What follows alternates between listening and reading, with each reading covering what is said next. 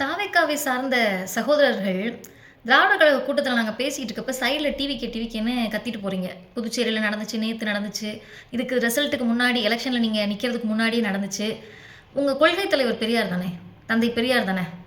தமிழ்நாட்டினுடைய முதலமைச்சர் ஜோசப் விஜய் அவர்கள் தந்தை பெரியார் தானே கொள்கை தலைவர்ல ஃபர்ஸ்ட் படமா போட்டிருக்காரு. அந்த தலைவர் தொடங்குன இயக்கத்துக்கு பேர் தான் திராவிடர் கழகம். அந்த கூட்டம் நடக்கிறப்ப எதுக்கு கத்துறீங்க? 1. இல்ல தீகா கூட்டத்தில நீங்க முத்தமிழறிஞர் கலைஞருக்கு பிறந்த நாள் கொண்டாடுறீங்க. நாங்க அதனால கத்திட்டு போறோம்னா, தந்தை பெரியார் கலைஞருடைய 48வது பிறந்த நாள்ல சொல்றாரு, பேரறிஞர் அண்ணாவுடைய மறைவுக்கு பிறகு கலைஞர் கருணாநிதியுடைய அமைச்சரவை தமிழ்நாட்டு மக்கள் பாராட்டக்கூடிய வகையில இருக்கு. இந்த ஆட்சி இல்லனா, அதாவது திமுக ஆட்சி இல்லனா, தமிழர்களின் கதி அதோ கதின்னு சொல்லக்கூடிய வகையில இருக்கு.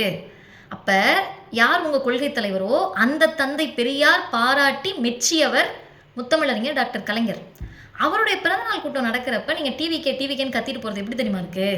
நீங்க வந்து அதை ஒரு புரட்சியா நினைச்சு பண்றீங்களா, இல்ல ஹீரோயிசமா நினைச்சு பண்றீங்களான்னு தெரியல. எங்களை மாதிரி இருக்கவங்களுக்கு இந்த வடிவேல் காமெடியில குழந்தைங்க வந்து காலிங் பெல்ல டெங் டெங்னு அடிச்சுட்டு ஓடிடும்ல, அந்த மாதிரி இருக்கு. ஆர்எஸ்எஸும் பிஜேபியும் தான் இஸ்லாமியர்களும் கிறிஸ்தவர்களும் அதிகமா இருக்க இடத்துல போயிட்டு ஜெய் ஸ்ரீராம்னு கத்திட்டு போவாங்க. எதுக்கு கத்துறாங்கன்னு அவங்களுக்கு தெரியாது. அந்த மாதிரி எதுக்கு கத்துறீங்கன்னு தெரிஞ்சு கத்துங்க.